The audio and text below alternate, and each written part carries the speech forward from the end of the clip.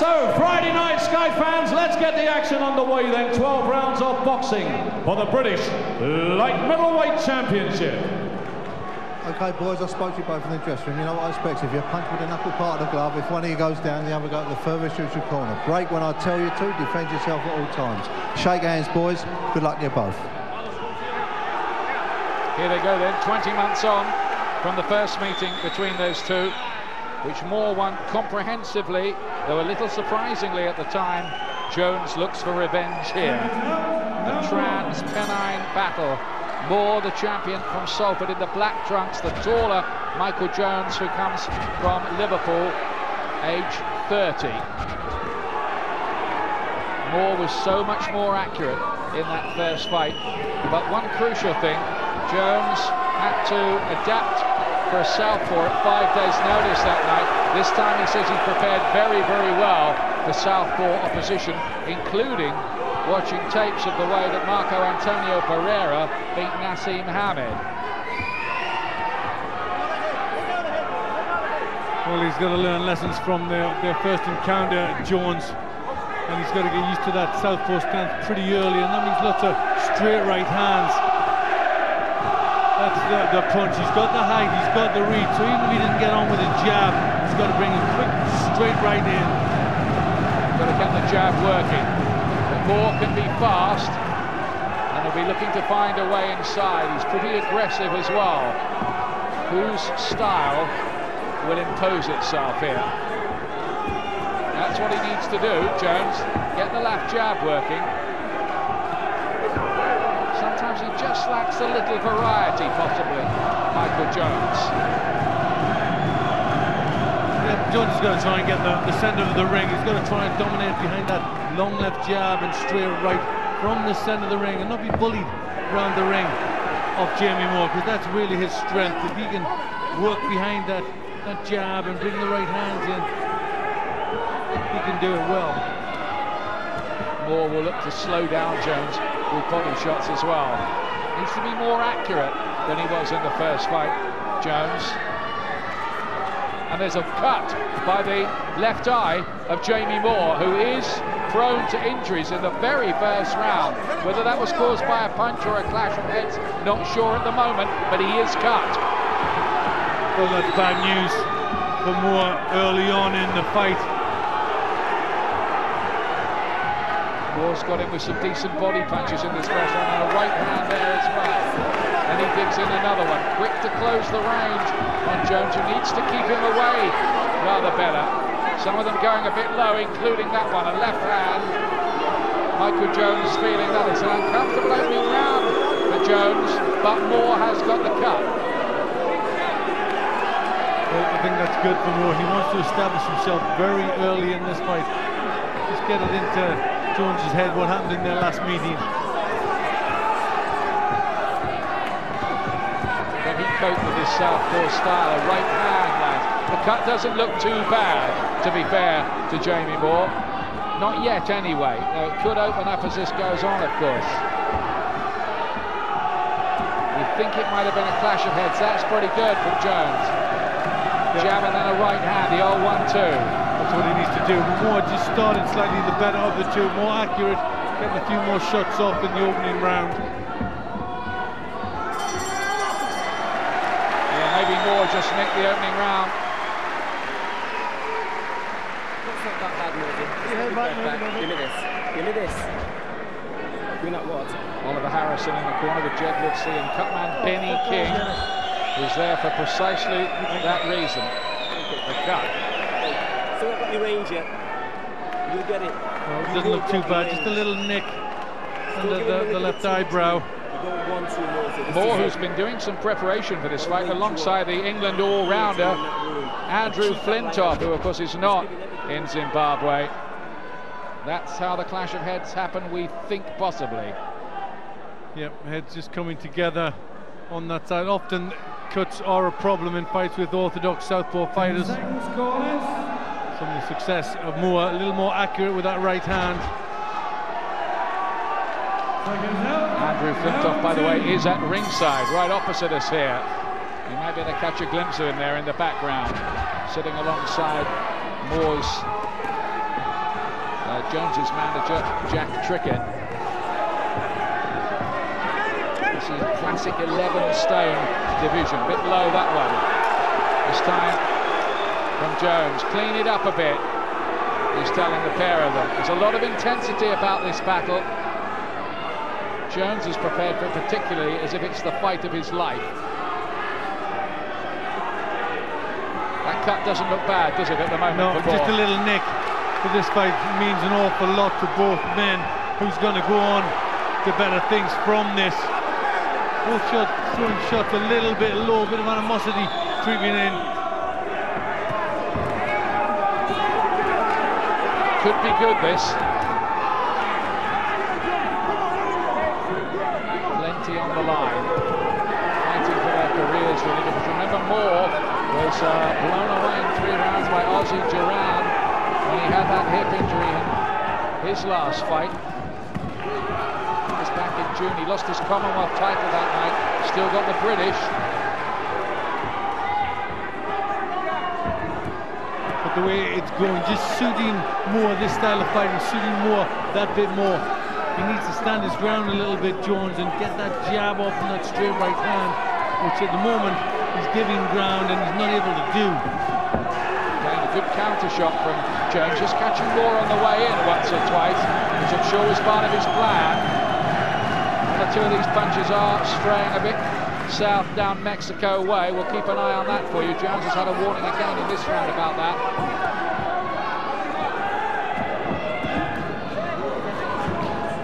It's a slightly better round this for Jones, his second. Moore hasn't been as accurate as he was in the first hello. Good left hook to the body, wasn't it? That hurt Jones a little bit. He gave ground and Moore closed on him like some jungle cat. Yes, he got there quickly with the left hand to the head as well.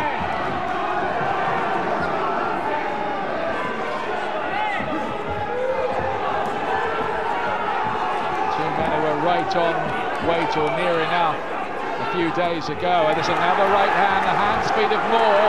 Didn't really see it coming there, did Jones. Bit too easy to hit, not enough head movement, chin in the air a little bit.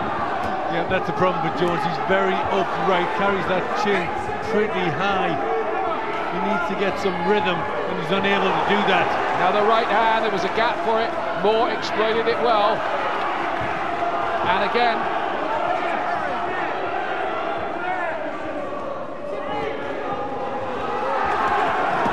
two more hooks as well. Moore's come on strong here in the latter stages of this round. Jones looking for the counter, that's good from him. Decent contest.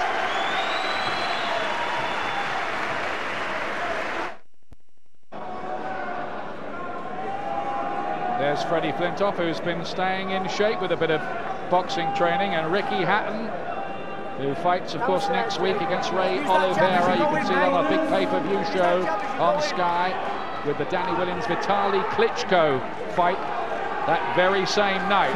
Don't miss that.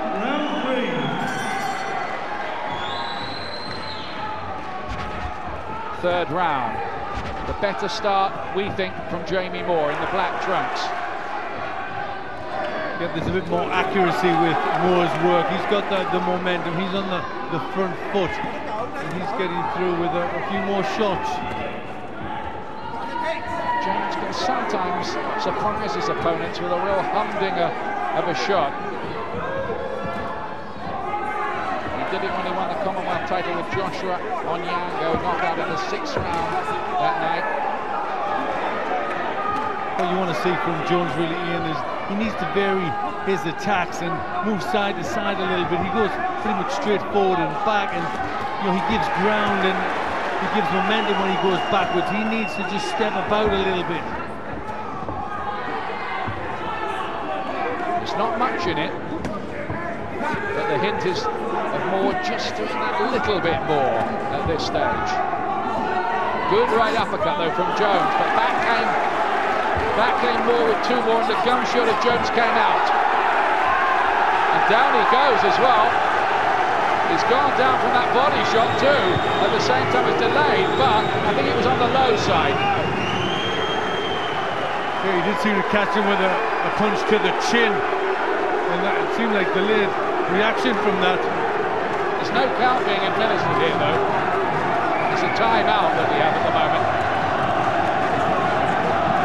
I think a lot of the crowd are saying that was a knockout, but he looks very unsteady, Jones. Very unsteady. Hardly seems to know where he is. His legs have gone. I think he's been caught low.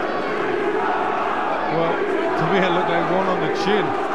Let's have a look and see exactly what happened here.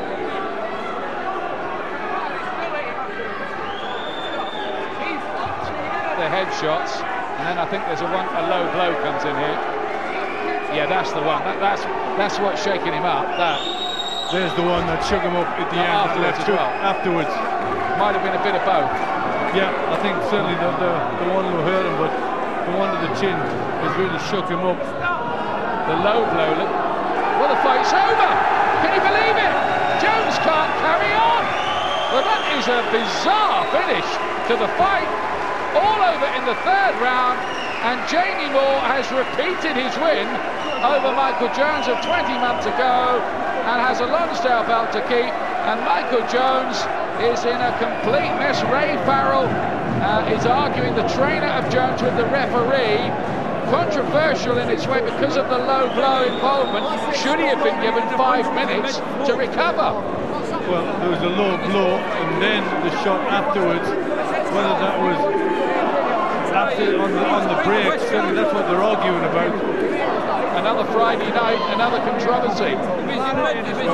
Tommy Gilmore very, very angry there. Well, has Dave Paris here? Here's another scenario. Has he disqualified Jamie Moore for the low blow because Jones couldn't continue? We have absolute chaos at the moment there. Arguments going on. A lot of people think that what really damaged Jones was the shot to the chin, as you said, Glenn, but we await some clarification, to be honest with you. It certainly was a low blow went in, but that was a very, very solid shot to the chin. Well, in a way, we do really need to hear from the referee here, but of course the British Boxing Board of Control don't let us interview the referees as they do in America. Tommy Gilmore is looking very, very confused about things here. He's complaining bitterly. Michael, sorry I tapped him that way. Very unsatisfactory. Well, it looks like the ref hasn't seen the shot to the chin.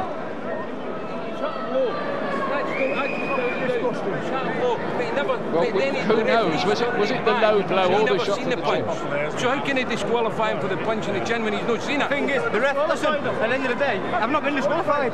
He give in. No, he disqualified because you punched. No. Michael Jones, he said, can you continue? Michael went, can't continue. He said, I can't continue, so the ref stopped him.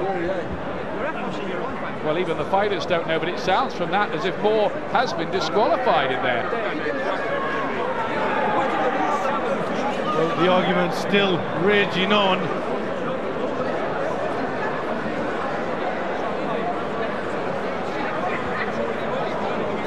I think Dave Paris's argument is that he called a break and the punch shouldn't have happened, the punch to the chin at all, because he was in the low blow before it. Yeah, there was a low blow, there was a break, and he was caught just after that to a shot which really he couldn't go on from. There's going to have to be a third fight between these two, isn't there? Most to sort definitely. this out. I mean, this is not what we wanted. A good fight was developing, and then that happens, and we believe what's happened here is that Moore has been disqualified and therefore has lost his British Championship. Well, things certainly seem to happen when he gets in the ring. Last time it was the hip injury and the knockout defeat by Ozzy Duran when he just wasn't himself. Shouldn't have been in there at all, really, to be honest with you. Now, I think it's just dawning on him exactly what has happened.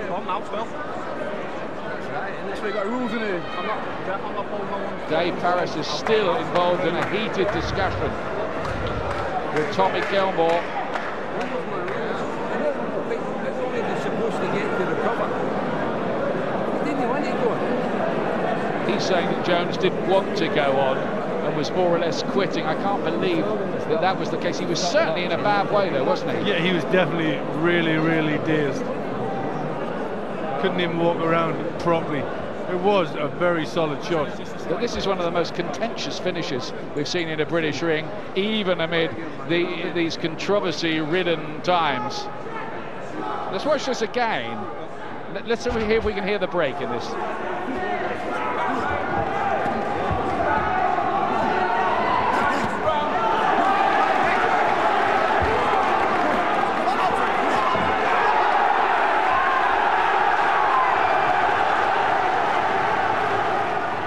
Here it is in slow motion again. There was a stop boxing in there from the referee.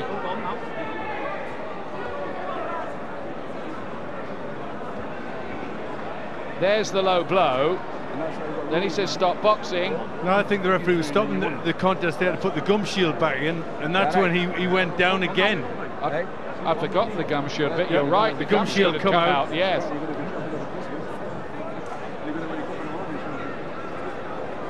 There's supposed to be a lull in the action before the referee allows the gum shield to be put back, and he maybe thought the low blow was the right time. Yeah, I think he would have. I thought he would have thought the low blow was the right time. Shouldn't Jones be given 5 minutes to recover, and then we can see what the situation is? Shouldn't there have been a 5-minute wait to see if he could get over it, and then the fight could go on? Well, if the referee has disqualified him for that blow, then it would be off then, not given a rest. Well, there have been 1 or 2 low blows from both of them before that, but had he transgressed enough for that to come to a disqualification anyway? That one low blow. Well, it was a low blow, then the shot after that. Because he can't carry on now. You know what I mean? He's given. Well, it's just incredible, really.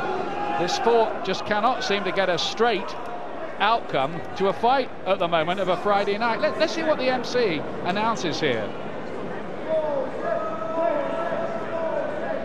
Ladies and gentlemen, 1 minute and 16 seconds of the third round.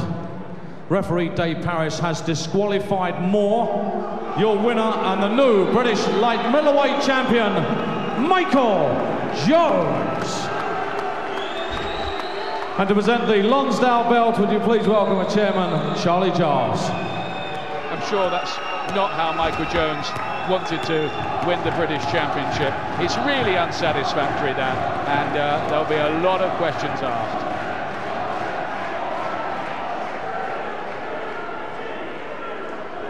It seems to be slowly dawning on people here that the British light middleweight title has indeed changed hands. But how can you win a British title in that fashion, Nicky? Well, I mean, you can, but who wants to win it in that fashion? That's the question. And I don't believe Jones is happy about that. I think there's got to be a third meeting between. They've got to meet again. And it's a very unfortunate ending to what was turning out to be a very, very good fight. It was really, you know, taking off that contest. And it's such a shame. I don't know what the exact reason is. This young man has worked for 19 months, day and night, to get his chance to win it back, and even he's not celebrating. No, I know he's not celebrating. It didn't seem like he wanted to go on, though. He was in a bad way. I personally think the low blow was followed by a good left hook that actually dazed him. That was the punch that put him over. And OK, Nicky, thank you. We'll come back to that in just a moment. Do stay with us on Friday Fight Night.